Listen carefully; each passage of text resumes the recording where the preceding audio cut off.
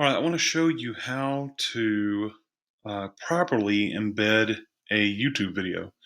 I'm going to take a video that I created. Um, this is a review for Crowdfire, by the way, for Twitter, which is one of the best Twitter tools that I've seen, and I believe it can be used now for Instagram as well. And it's really good. Take a look at it whenever you get a chance. But for now, let's look at this other idea.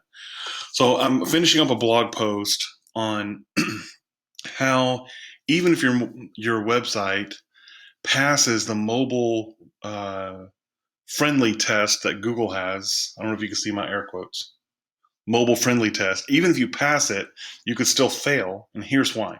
I don't mean that you can fail by Google standards because what they're looking for a certain criteria that's in the blog post. But what I'm talking about is if the material on the page will actually convert. And one of those uh, uh, elements on the page you're going to use is video. So I want to show you very quickly because there's a couple things you could do wrong, which completely undermines the effectiveness of your video on your mobile page. So I'm going to run you through exactly how to embed. And then if you don't already know how to do that, then I'm going to run through that. Then I'm going to show you some buttons you should take. They're really easy to do. It's a really simple, it's not really a trick, but we'll call it a trick. People like to say that. It's an easy trick to embed your video so that it converts better on mobile. Okay, so you go to share. This is if you don't know how to embed the video. You go to share, you go to embed, and then this code right here is going to give you the ability to put it on your website. Now, if you have issues with it not sizing correctly, you can go in here and change some of this, but I would not do that if you don't know how to do it. You need to get somebody who knows how to do it so that it doesn't mess it up on your website. Because if you just do get one little bit of character in there wrong, the whole thing just comes apart. And if you don't know why it does it, then you're not going to know how to fix it. So, highly recommend that you get somebody who knows how to do it. You're never going to screw it up bad because all you have to do is erase all the code and come back here and start over. But let's say that part goes swimmingly, which it probably will. This is what I want to show you. The next section gives you these advanced options. Now this size here, you can bypass that code fixing. So by using this video sizing tool right here. So if you decide that 420 by 315 is the wrong size, you can go in here and make some different sizes, and you can even custom size it. That's the way you want to do it, and then it'll generate the code after that. But these other ones are even more important. So show suggested videos when the video finishes. You always want this unchecked, and here's why. If it suggests videos at the end, and if you know YouTube, you already know about this, the video is going to give them some options. Well, even if all those options are yours, they're not on that page that you're trying to get the customer to convert on, the prospect to convert on, to do what you want them to do and to eventually buy. So you don't want all those options in there because that's not what you're wanting them to do.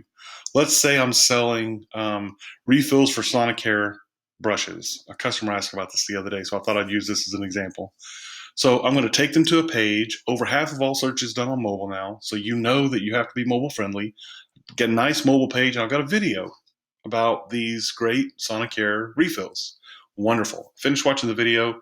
Here's 9 other video options. Well, even if they're all mine, if the customer sees one and goes, oh, I want to go watch that, then they're going to leave my page, go out to YouTube, and now I'll never get them back. They're going to see kittens, dogs, America's Funniest Home Videos, guy crashing on a bike. I'm done. I've lost my sale. So that's why you want these to be unchecked. So this box always unchecked, okay? Show player controls. Personally, I don't want player controls to be on there. I want to make my videos very nice and short. For something transactional, like something they're going to buy, or I'm just trying to get them to pick up the phone and call me, I want my video to be under 30 seconds. Give me a few facts, relevant facts, and give me the option to call. That's all I need. So I don't need player controls. I don't need the title. Now here's why. I've got to combine these two, player actions and video title. I don't want the player actions in there, and here's why I don't want the title. If the title's in there, I'm bound to the title of the video.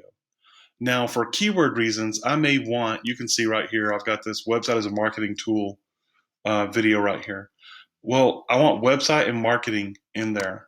And I want hashtag in there to make people think about using hashtags, as there's some hashtag stuff in this presentation. So I want that title to be left there on YouTube, and I don't want to have to retitle it just to use it on a web page. So this is like a 30-minute presentation, if I remember correctly. So in 30 minutes of material, there's going to be different pieces in there that I can use for different pages. So when I set up one of these other pages, I don't want to be bound to this title. So I'm going to drop this video in. It's going to look a lot like this. And see, this is the preview. This is what they're showing you it's going to look like. You can see there's no video controls, there's no title. Now I can H3 tag or H2 tag above this and give myself all the keyword fodder I want to. On mobile, I'm going to want that video to be as high up on the page as possible. And so then I'll put my keyword density stuff under that. But that's why I don't want player controls and I don't want titles. Privacy enhancement, that has nothing to do with what we're talking about today. So hopefully this is clear as to why you want to do it and how you do it. Again, on mobile, and really I don't even want this on desktop, but on mobile is what we're talking about today. I don't want people leaving my site. I don't want other titles interfering with it. Also, what you'll find is, see how clean this looks? This is a nice, clean look.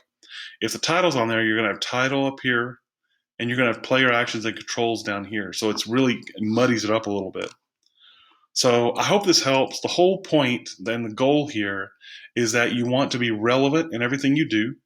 You want to be clean and efficient.